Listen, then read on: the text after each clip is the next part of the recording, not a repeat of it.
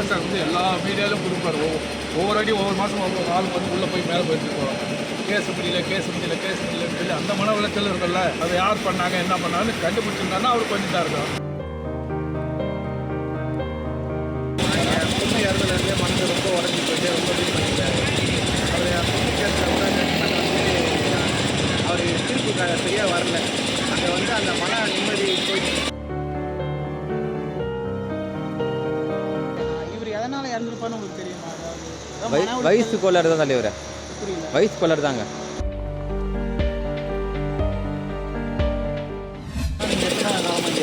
நான் ஒரு 28 வருஷமா இருக்கேன். அவர் எப்போ இங்கே வந்தார்? எனக்கு வந்து ஒரு 8 வருஷம் 5 வருஷம் இருக்கும். 5 வருஷம் இருக்கும். எப்போ பார்த்தீங்க? பார்த்தேன். எந்த விளையாட்டு நல்லா நாயை வாங்கி கூப்பிட்டு வர்றாரு, டெய்லி வாங்கி கூப்பிட்டு வர்றாரு, அதெல்லாம் டெய்லி அதை படம் அப்படி அவர் ரொம்ப மன உறுப்பு அப்படி போயிட்டு ரொம்ப ஃபீல் பண்ணிட்டாரு. அவர் பொண்ணு கேஸில் கூட அவர் தீர்ப்புக்காக சரியாக வரல. அங்கே வந்து அந்த மன நிம்மதி போயிட்டு. என்ன சொல்கிறதுன்னா, ஒரு கவர்மெண்ட்லேருந்து ஒரு தீர்ப்பு ஒன்று வருதுன்னா ஒரு ஃபேவராக வரணும்.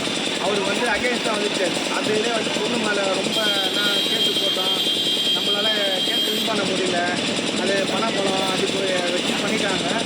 அதனால் வந்து ரொம்ப மனசு பொண்ணு மேலே ரொம்ப பார்த்தோம் மனசு வச்சுட்டாங்க.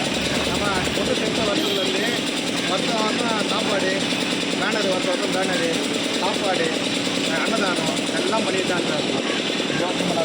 பண்ணார். லாஸ்ட்டாக பண்ணார். இன்னொரு 5 நாள் முன்னாடி பண்ணார். பண்ணார். முன்னாடி தான் பேனர் கட்டியிருந்தாங்க. சாப்பாடு ஒரு 150 பேருக்கு சாப்பாடு வந்து செஞ்சு எல்லாம் அன்னதானம். அவருக்கு வயிற்றில் பொண்ணுலாம் சொல்கிறாங்க, அல்சர் இருந்த ப்ராப்ளம் சொல்கிறாங்க. அதை பற்றி நம்மளுக்கு தெரியலப்பா. நம்ம வந்து அது வந்து உள்ளே போனால் ஃபேமிலியில் ஒரு ஆளாக தான் போக முடியும். நம்ம வந்து வீட்டாங்க இருக்கும்போது வெளியில் வரும்போது அவரோட என்ன நிலைமை வருவாரே பேசுவார். இப்போ நீங்கள் அது வர இருக்கலாம். உங்களை நம்ம டெய்லி ஏரியாவில் பார்க்குறோன்னா வருவீங்க, பேசுவீங்க, போயிடுவீங்க, அவ்வளோதான். உங்களோட பிரச்சனை நம்ம வந்து சொல்ல மாட்டாங்க. நம்ம பார்க்குற கண்ணோட்டத்தில் பார்த்தீங்கன்னா அவர் நம்மகிட்ட நல்லா இருக்கும்ப்பா, போப்பா நம்மளாம் பேசுவோம் கூப்பிட்டு போப்பா நல்லா இருக்கேன், அது மட்டும் தான் சொல்லுவாங்க. அவர் இங்கே வெளியிருக்க மக்களுக்கெல்லாம் பேசுவார். அவர் எல்லாத்தையும் நல்லபடியாக பேசுவார். எந்த குறையும் கிடையாது.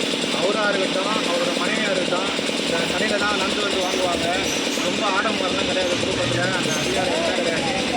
மக்களோட மக்களாக இருந்து எல்லாம் பண்ணுவாங்க. நாயெல்லாம் வாக்கிங் கூட்டு போவார். டெய்லி வாக்கிங் கூட்டு போவார். அவர் நாய் கூட தான் அதிக நேரம் ஸ்பெண்ட் பண்ணுவார். அவர் பொண்ணு இங்கே இருக்கும்போதே பார்க்குறீங்க.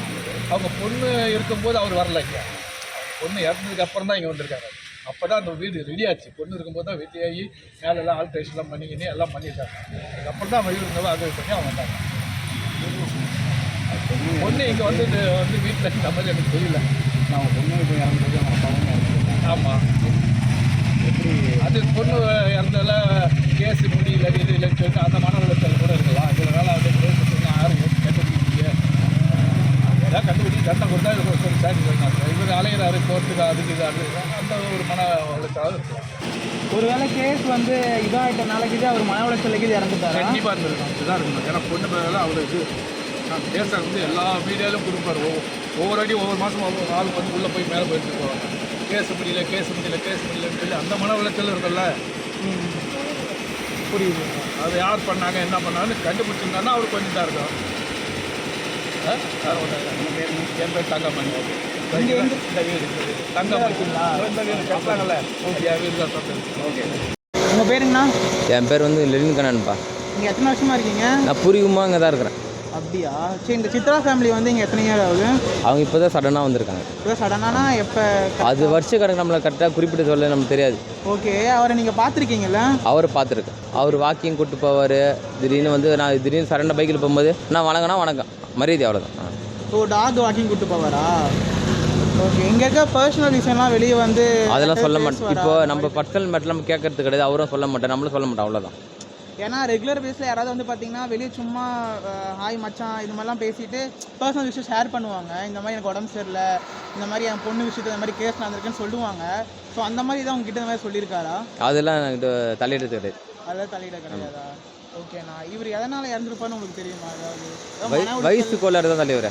புரியல. வயசு கோளாறு தாங்க. ஏன்னா அவருக்கு வந்து பார்த்தீங்கன்னா வயிற்றில் புண்ணெல்லாம் இருக்குது, அல்சர் இருக்குது, அதனால் கூட இதாக இருக்கலாம், மன உளைச்சலாக இருக்கலாம்னு சொல்கிறாங்க. ஸோ அதை பற்றி என்ன நினைக்கிறீங்க? அது வந்து பர்சனல் மேட்டர் நம்மளுக்கு தெரியாதுங்க. நான் அவ்வளோ தலையிட்டுக்க மாட்டேன். போனேன்னா போனேன், அவ்வளோதான். வணங்கினா வணக்கம், அவ்வளோதான்.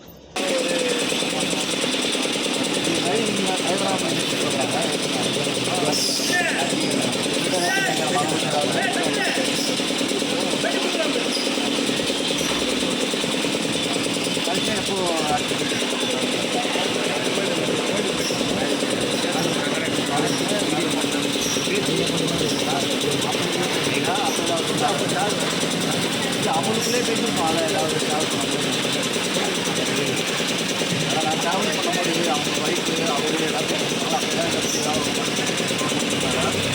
அப்போ வந்து இந்த அவர்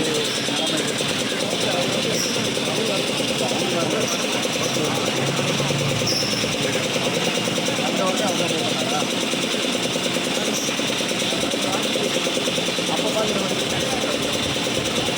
அவர் அவர் பார்த்து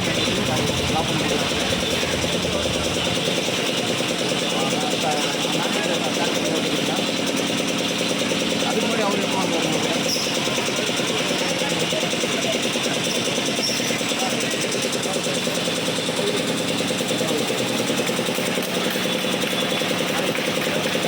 மோஸ்ட்லி அந்த காலேஜ்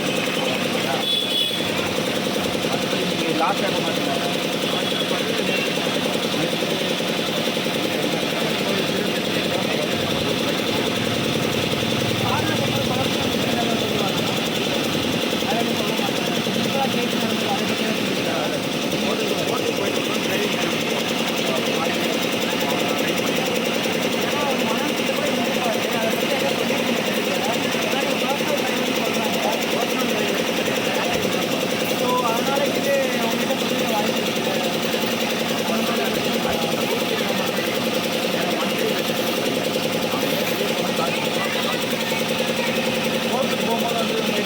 இதுக்காக போகிறேன், இதுதான் ஆகுமா இங்கே ஆகாதான்னு